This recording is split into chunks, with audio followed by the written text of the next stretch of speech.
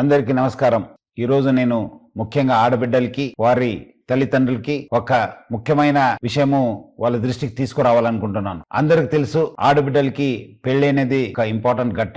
ఈ మధ్యలో ఆ ఒక్క పెళ్లి చూపుతోని పెద్దలు కుదిరించిన పెళ్లి అని చెప్పి కొంతమంది మా ఆడబిడ్డలకి వాళ్ళ తల్లిదండ్రులు కూడా మోసం చేస్తున్నారని చెప్పి మా దృష్టికి రావడం జరిగింది. ముఖ్యంగా కొంతమంది మీడియేటర్స్ ద్వారా కొంతమంది యూత్స్ వాళ్ళు పెద్దలు చూపించినట్లు వాళ్ళ దగ్గర వెళ్ళి ఒక ఫిక్స్ చేసుకోవడము, తర్వాత ఆడబిడ్డలకి ఏదో మాయమాటలు చెప్పి గిఫ్ట్స్ పేరుతోని మోసం చేయడం జరుగుతుంది. దాని కాకుండా ముఖ్యమైన ఏమంటే వాళ్ళని శారీరకంగా కూడా వాడుకోవడం జరుగుతుంది. ఎందుకంటే పెద్దలు కుదిరించింది కదా, ఇంకా ఏముంది, వాళ్ళ పెళ్లి అయిపోతుంది, మనం ఎందుకు ఆలస్యం అని చెప్పి కూడా వాళ్ళని బలవంతంగా వాడుకోవడం జరుగుతుంది. సో ముఖ్యంగా ఆడబిడ్డలకి వాళ్ళ తల్లిదండ్రులకు నేను ముఖ్య గమనిక ఏమంటే, ఆడబిడ్డలు మీరు పెళ్లి పీటలు ఎక్కేదాకా చాలా అప్రమత్తం ఉండాలని చెప్పి నేను కోరుతున్నాను. ఎవరు ఎంత ఆశ చూపించినా మీరు మాత్రము ఎట్టి పరిస్థితి లొంగకండి. మీరు మీ జాగ్రత్తలు ఉండాలి. క్యాన్సిల్ అయితే క్యాన్సిల్ కావచ్చు కానీ బట్ దాన్ని మళ్ళీ తర్వాత మీకు బ్లాక్మెయిల్ చేసి మీకు మిస్యూజ్ చేసే అవకాశం ఉంటుంది. మళ్ళీ అదే విధంగా వాళ్ళు